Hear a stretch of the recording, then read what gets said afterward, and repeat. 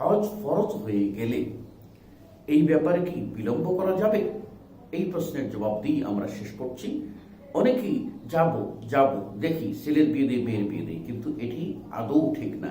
কেননা নবী মুহাম্মদ রাসূলুল্লাহ সাল্লাল্লাহু আলাইহি ওয়াসাল্লাম বলেছেন, তাআজ্জালু ইলাল হাজ্জি, হজ ফরজ হয়ে গেছে, দ্রুত করো।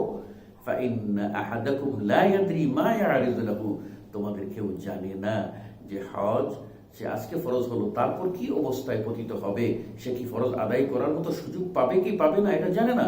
কাজে সুযোগ থাকতে যদি সে আদায় না করে, আল্লাহর কাছে বাঁচার কোনো উপায় তার থাকবে না। অতএব হজ দ্রুত আদায় করা হলো ফরজ। উপরন্তু রাসূল সাল্লাল্লাহু আলাইহি ওয়াসাল্লামের হাদিসটি গ্রহণযোগ্য, তার সনদে কিছু কথা আছে, তারপরে হাদিসটি হলো এই যে রাসূল সাল্লাল্লাহু আলাইহি ওয়াসাল্লাম বলেছেন, কেউ যদি হজ ফরজ না করে তাহলে কিন্তু ইনশা ইহুদিয়ান ও ইনশা নাসরানিয়া, সে মরক, চাইলে ইহুদি হয়ে চাইলে খ্রিস্টান হয়ে।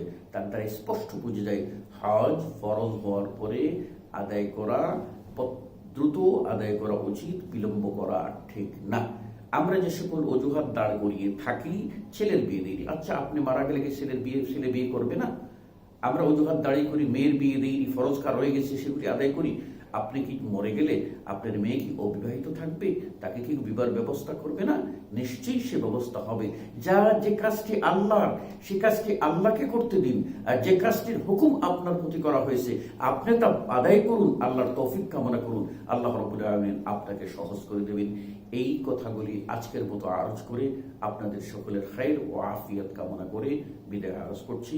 আল্লাহ রাব্বুল আলামিন আপনাকে আমাকে সুস্থ রাখুন, হজ্জের এই গুরুত্বপূর্ণ বিষয়টি উপলব্ধি করার তৌফিক এনায়েত করুন, আমিন।